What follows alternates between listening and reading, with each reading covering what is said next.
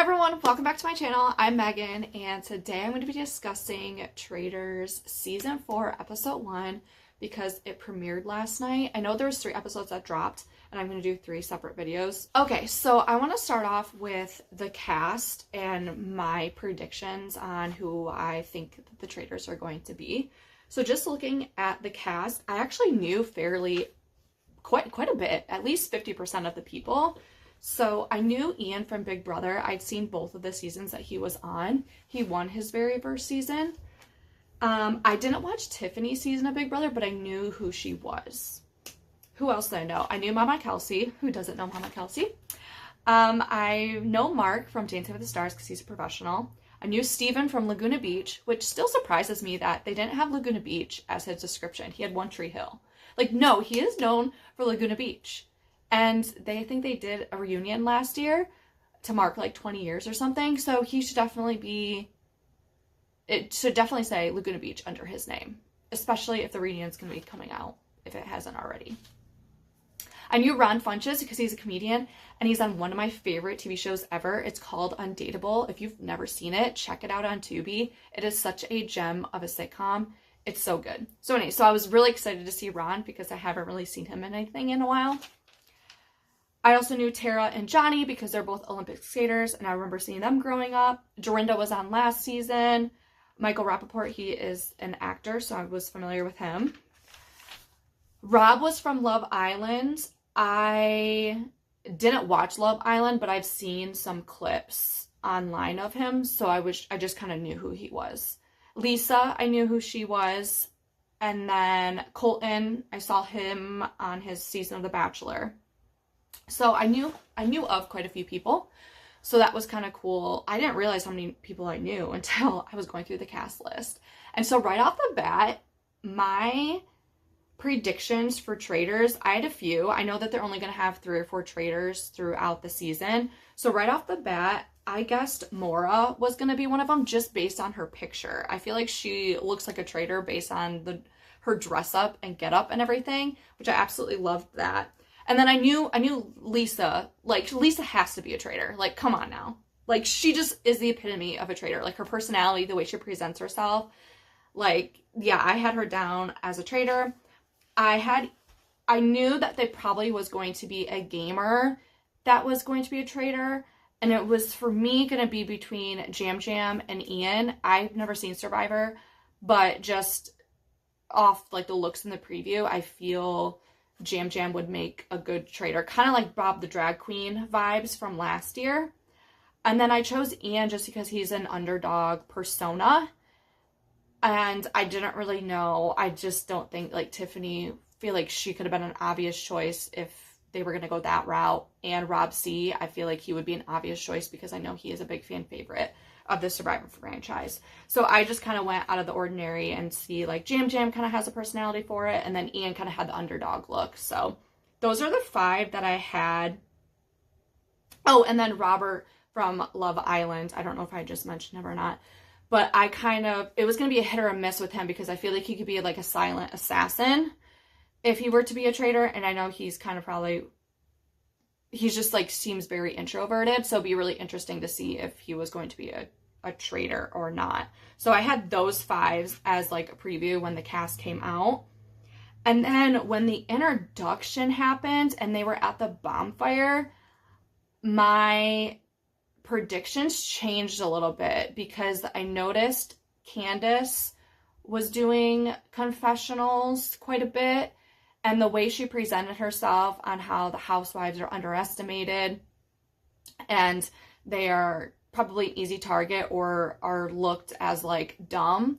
And then she talked about her education and she was just very articulate. And I was like, you know what? I wouldn't be surprised if she was a traitor.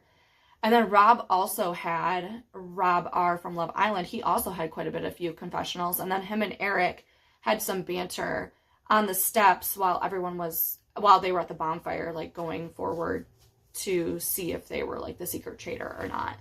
So then when they revealed the traitors, I was like, oh, okay, I had Lisa right. I know I had Lisa right. And then, like I said, they chose Candace, and then they chose Rob.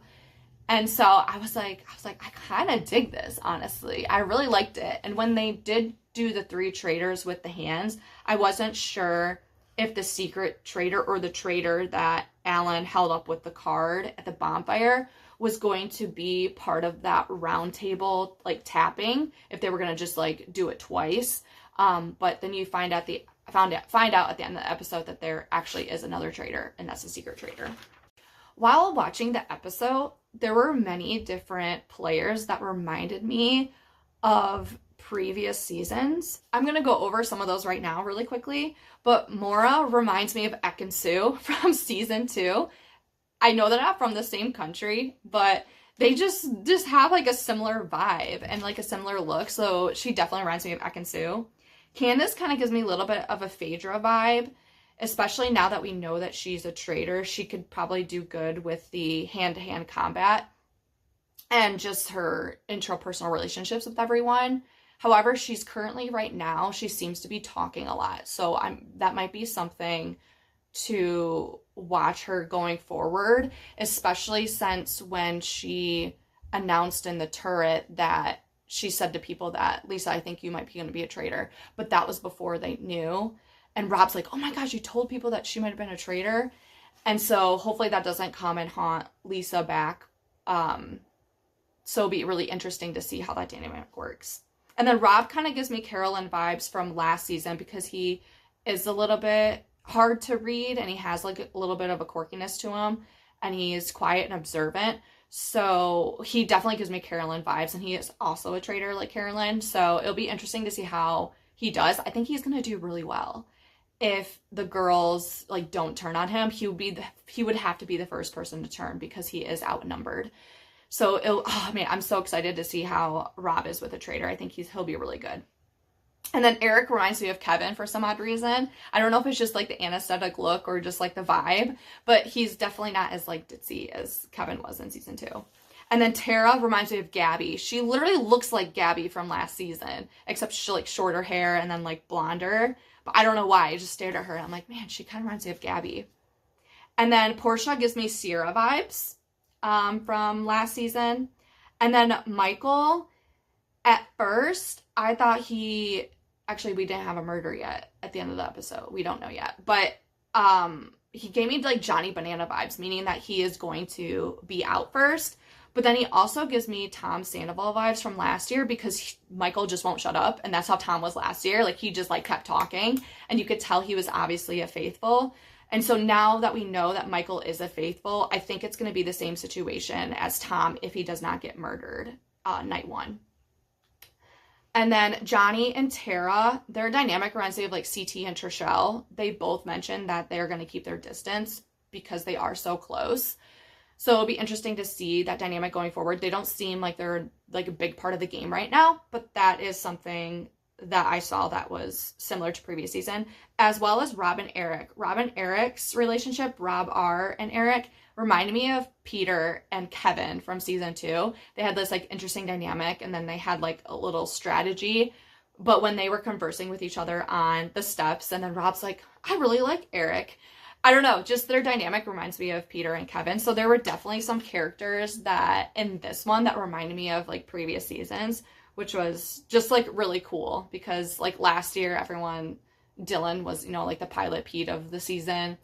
And so I don't know, it's just really kind of cool to see little characteristics of like previous characters, especially if you like how they played, which I really liked how Peter played. Coming from a dating show, it's like you see them in a whole new light. And I think Rob is kind of getting that same thing where he was from a dating show. And now you see him in a competitive light that's like more up his alley, similar to what it was with Peter. So I think he's just going to like change people's minds. And I think he's just going to grow more popular from this experience. Okay, so let's move on to the competition. So I was surprised at the first competition, there were no shields available. So that really surprised me. But I also like how Rob took the lead to gain trust. It's going to be really interesting to see how Rob is going forward as a traitor because he's doing some really good strategic things. And this particular strategic thing was trying to gain trust in everybody else. However, the flip side of that is that in this game, when you are trying to gain trust from people, you are looked at as a traitor, which is like different from like other shows.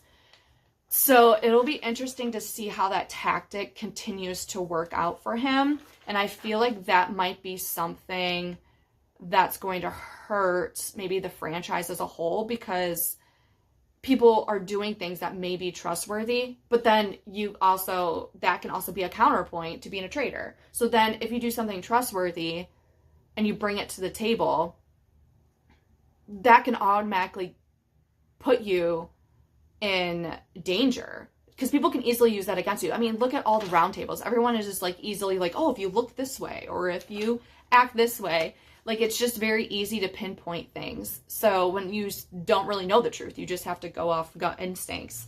So it'll be interesting to see how far that takes Rob, and if anybody else kind of uses that same tactic. That's the only thing I'm worried about, is if you try to play like too honest, like people still probably aren't going to believe you, and they're just going to think that you're a traitor. So we'll have to like look at that as the episodes air.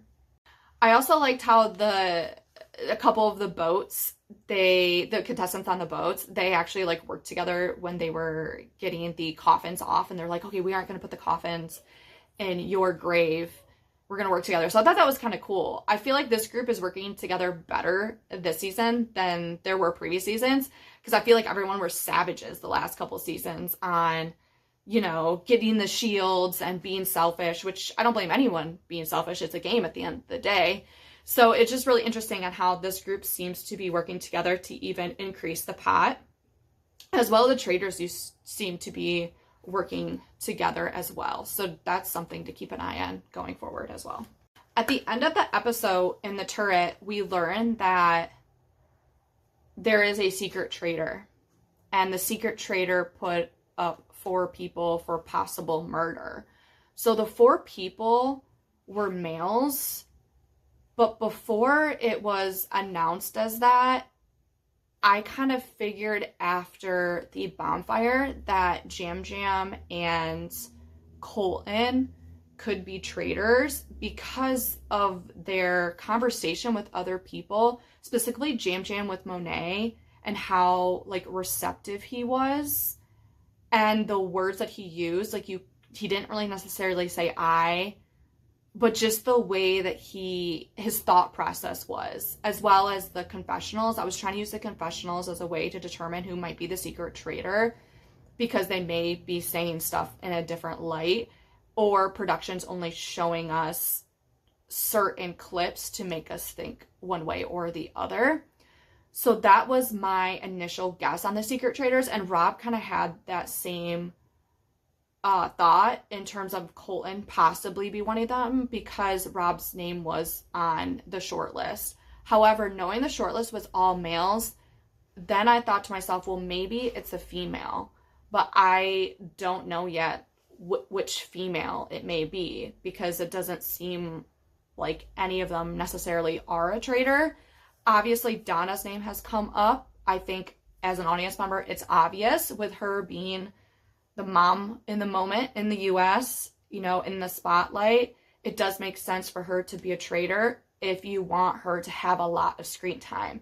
However, if she is a secret traitor, that would be doing a disservice to her, because she would be by herself and she doesn't have any other protection if you want her to be on screen longer.